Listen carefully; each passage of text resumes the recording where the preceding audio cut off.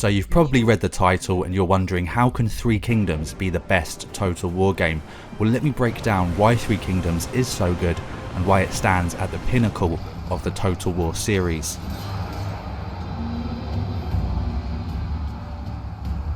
Released in 2019 by Creative Assembly, this game brought new innovations to the franchise with its story themes and catch-em-all general mechanics. 5 years later, and after the launch of Total War Pharaoh Dynasties, Three Kingdoms rises above the rest as the best Total War game. Let's dive into the key reasons why 3K is so good, why it isn't just a Total War game, but a strategy game like no other. Now, I've played Total War games since the original Shogun back in 1999, I think I was probably about 10 years old, and when I picked up Three Kingdoms I wasn't overly compelled by the setting, mainly because I knew nothing about Chinese history or the Romance of the Three Kingdoms novel that the game is based on, but since playing the game I can now tell you that this is truly an epic setting for a war game.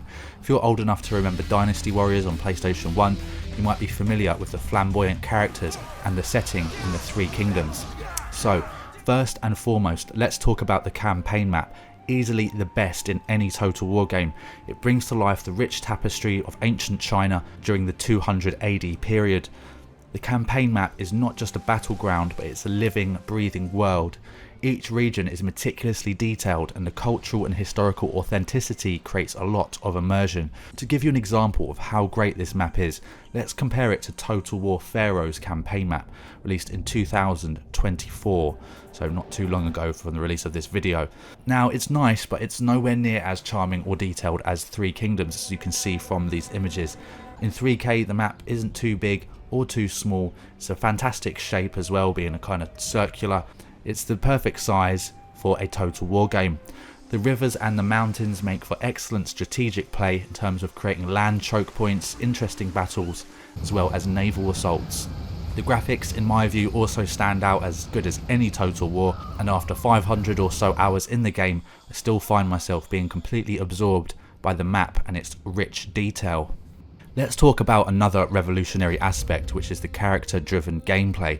Unlike previous Total War titles, where generals were often faceless, Three Kingdoms gives each character a distinct personality, backstory and ambitions. It is my destiny to rule. This adds a layer of depth to both diplomacy and warfare, which you just don't get in other Total War games. The relationships and rivalries among characters influence gameplay significantly, making every decision impactful. One thing I love about Three Kingdoms is the fact you can essentially collect these generals either through capture or confederation. It's that Pokemon catch-em-all style mechanic that can get you hooked on that aspect alone, trying to capture the best generals and units for your army. The general artwork also looks amazing. They did a great job on this, and I personally think it looks much better than the 3D models in Total War Pharaoh. The voice acting in Three Kingdoms is also much better. I will defend our homes against any threats, with every general feeling unique. One feature you'll only get in Three Kingdoms is generals interacting with each other before and during battles, which kind of reminds me of old RPGs and fighting games from the 90s. This is the end for you. Shut up and die! Now, the game offers a lot of hours of enjoyment. There's many factions to choose from, as well as 4 distinct historical start dates, all offering different experiences and takes on the gameplay. I personally recommend the base Rise of the Warlords start date for the best Total War experience. The battles in Three Kingdoms are nothing short of spectacular. It blends the realism of historical Total War, but it adds just the right amount of over-the-top units to make the game fun, especially for people who are maybe put off by historical Total War games. In Three Kingdoms, you have the option to use interesting units like the Nanman's War Elephants, Tiger Trainers, but even just the generals themselves. If you play on Romance mode, everything is taken up a gear in this game, and I feel it truly appeals to all Total War fans.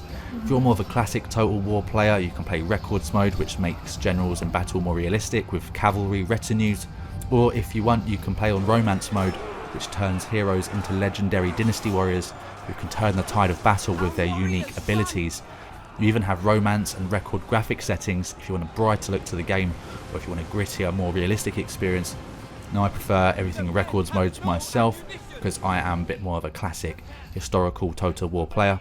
But if you're coming from Total War Warhammer or something like that and are put off by the slow pace of the historical gameplay, then you can always put it on romance, and that will give you a bit of flavour. Stormed the imperial palace and killed the 10 eunuchs, the source of China's ills.